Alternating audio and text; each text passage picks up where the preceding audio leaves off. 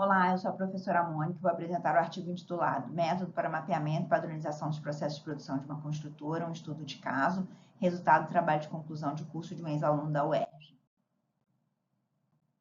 Trata-se de um trabalho realizado em uma construtora de pequeno porte, cujos diretores perceberam a importância da aquisição das certificações de qualidade. Somou-se a essa percepção a preocupação com diferentes reclamações de clientes, como atrasos e erros na produção, e a dificuldade de identificar a causa dos problemas, já que a empresa não tinha seus processos padronizados e documentados. Diante desse cenário, colocou-se o objetivo do trabalho de definir um método para o mapeamento e a padronização dos processos de produção da empresa, visando a sua futura certificação de gestão da qualidade.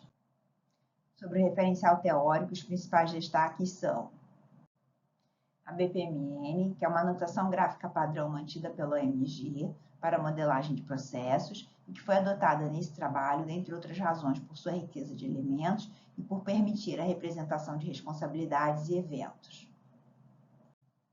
Além da BPMN, outro destaque do referencial teórico é a NBR de 545, que é uma das normas que compõem as diretrizes brasileiras para a construção civil.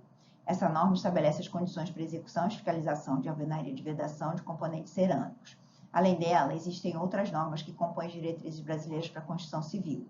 O destaque para a NBR 8545 se deve ao fato de a alvenaria ter sido o processo escolhido para a definição do método que, posteriormente, seria adotado para o mapeamento e padronização dos demais processos de produção da empresa.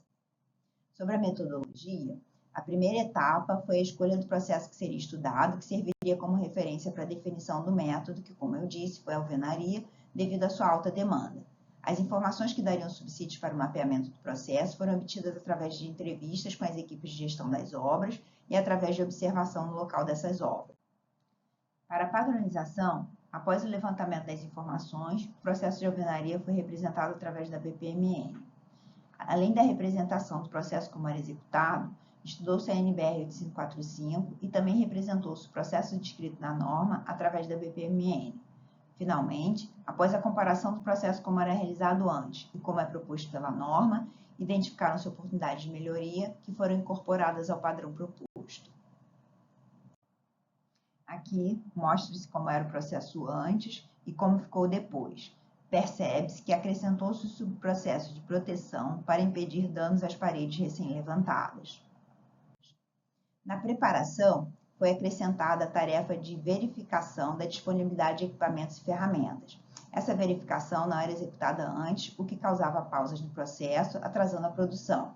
É importante destacar que a norma aponta a necessidade de utilização de algumas ferramentas específicas que não eram utilizadas pela empresa e que aumenta a qualidade do resultado. Outra alteração é que o tempo necessário para iniciar a alvenaria é de 3 dias após a aplicação do chapisco na estrutura e não de 1 dia, como era feito antes. Outro subprocesso que sofreu alteração foi a marcação, ao qual foi adicionada a tarefa de posicionamento do escantilhão, que é uma ferramenta utilizada como gabarito e que facilita o processo de alinhamento e esquadro e prumo das paredes, otimizando o tempo dos trabalhadores e aumentando a qualidade.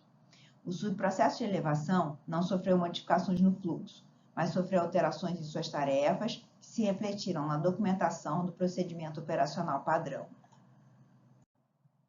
Esse é o processo de proteção, que, como eu disse, visa evitar que as instalações elétricas e hidráulicas causem danos à alvenaria através da espera para o início desses trabalhos. Após a padronização, foi feita a documentação do processo através de um modelo de POP criado para a empresa. No item Procedimentos, cada tarefa é detalhada, seguindo as recomendações da norma.